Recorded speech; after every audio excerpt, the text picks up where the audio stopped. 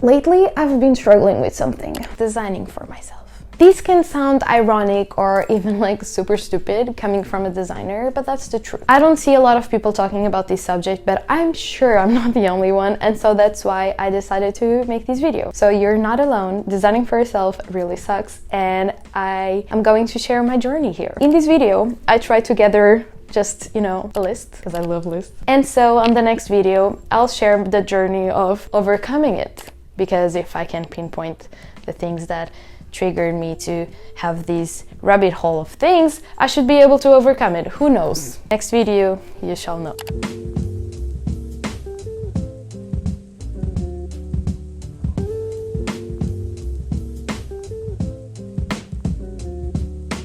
Hi guys, if you don't know me, hi, I'm Tita and welcome to my YouTube channel. Feel free to subscribe if you'd like, that's actually a great way to support my work. I'm a 23-year-old creative that focuses on social media, content creation and design. Someone is really frustrated about designing for yourself. It's very hard, right? Designing, yeah? Yeah, I know, it sucks, really sucks. And for today's video, I'm going to share the journey of why I think designing for ourselves is so hard. It has been something that I've been struggling with for the past days, months even. So yeah, I'm just here to share my journey. This is about learning from each other and this is where I'm at. This year I set a goal for myself, which was to just put myself out there in terms of getting more freelance work. Working as a social media manager, designer, content creator. Basically, I would just search for freelance work while finishing my master's, so I could just earn some money and put it aside for my savings. My dream work is actually to work as a freelancer or just have my own agency that, you know, I own, and that I work with other people. In order to accomplish my dreams and hopes for my life, I created 𝒂𝒚 Studio. And you may be asking, what is 𝒂𝒚 Studio? And I've mentioned a bunch here on this channel, but basically it is my most recent project. It's my freelance agency where I basically just share my knowledge and journey with others while I make portfolio and book clients. The thing is, I needed to design 𝒂𝒚 Studio, right? In other words, I had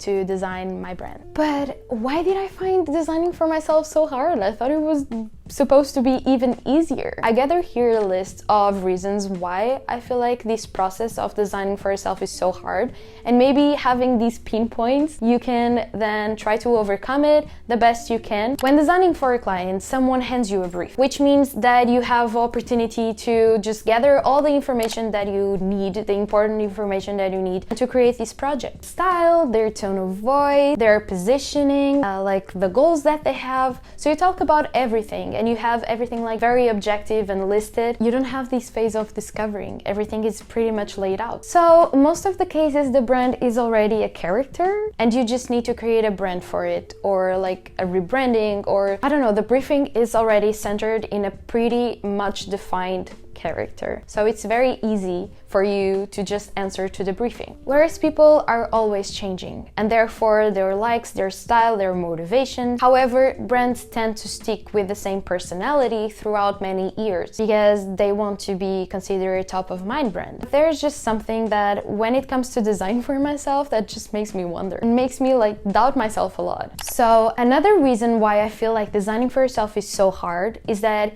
you want all your personalities to shine through. At least for me, that's something that I've been struggling with. As I was saying in the first reason, whenever you're designing for a client, you have a briefing, and this briefing already contains the personality of the brand, and you're not in touch with all the personalities of the brand. So they are just giving you like one aspect to focus on to deliver a project. Whereas when you're designing for yourself, you know yourself way too much, and so you know all your personalities. Thing is, trying to have all your personalities in just one brand, it's very hard because you are one person whenever you're working, whenever, for example, when I'm recording, I'm certainly another person, but like another personality. But even though I try not to be, it happens. So I'm different whenever I'm working, whenever I'm with friends, whenever I'm with my boyfriend, with family. But it's very hard to try to condense all your personalities into just one brand. And so I feel like that's one reason why designing for yourself is so hard. It's because you want all your personalities to shine through, because you want someone to really understand who you are through just one brand. And that's very hard. You're trying to say way too much at the same time. So I feel like that's one of the reasons why designing for yourself is so hard. Then another reason that I can pinpoint is that I tend to rush the process. I want the project like Emma Studio to be over yesterday. And if I have a process for the client, why when designing myself, I do not respect that process? Like designing for clients is great for me. I have great results. But then when I try to design for myself, why do I skip steps on the design process? I know everyone has its own process, and I'm not saying everyone should be ruled by one specific design process, but the thing is, if I do have my design process for clients, I should respect the same design process for myself. It is something that takes time, and in the beginning of this video I said great things do take their time, and so I have to implement that life motto into my designs as well. So why rushing for me? That's one of the reasons why I feel like designing for myself is so hard. So another reason why I feel like designing for yourself is so hard, it is because I change my mind so often when it comes to my design. Whenever a client just sends me a brief and I answer to the brief, I try to be very objective on like the things that I'm going to present to the client.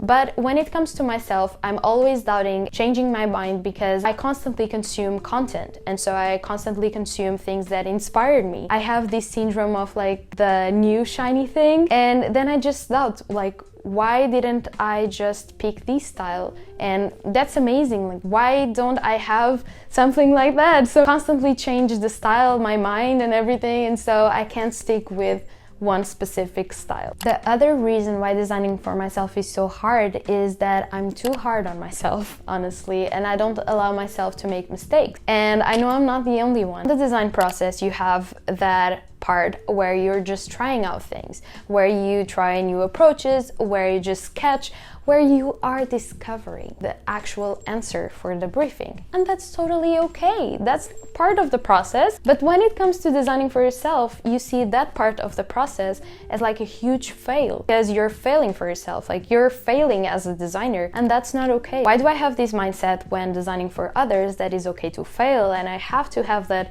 failing part on the process in order to have like the best answer for the briefing? But when it comes to me, that part of the process just seems like a huge failure, and that I fail as a designer. I just start on this rabbit hole of being too hard on myself, whereas I have to look at it from a new perspective, new mindset. It's okay when you're answering to clients, that actually happens, so it's okay if it happens to you too. I feel like I'm just too hard on myself, and then I just don't allow myself to make mistakes, really. Whenever you're presenting something to the client, they're only seeing like the end result. They don't have even a clue of like the process itself. They don't have a clue of the things that you try and you miss. They don't have a clue of the desperate parts of the process. They just see the magic. When designing for yourself, have this perception of like the whole process, you know, you just tend to be harder on yourself than the clients are on you. For instance, designing for yourself, it is hard,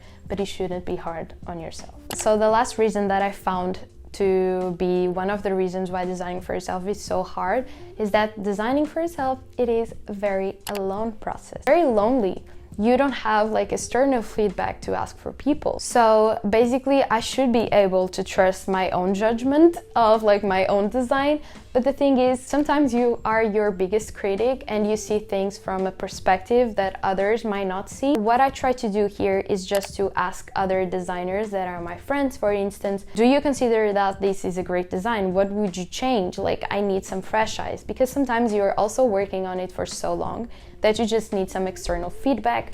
But basically, I wouldn't advise you to ask too many people. I'll just advise you to ask one or two top. Try to make your own version and stick to it. Like, stick to your instinct first and stick to your thing that you know, just because you are a professional and you need to trust yourself as well as like clients do. So yeah. So to overcome this, I have some answers. First of all, I need to set some boundaries. I feel like a lot of the things that I previously mentioned could be easily solved if I set some boundaries. For instance, a topic where I want all my personalities to shine through. Like, set boundaries. Then other thing that I can do is to not rush the design process. This is something that I struggle with and that I need to respect, that I need to go through in order to have my best product, my best outcome. So that's something that I need to do. I'll better explain how I overcome this topic on my next video, so be sure to tune on next week for that. Don't even get me started on this imposter syndrome, okay? Do not listen to that. You can do it. Designing for yourself is very hard, but you can overcome it.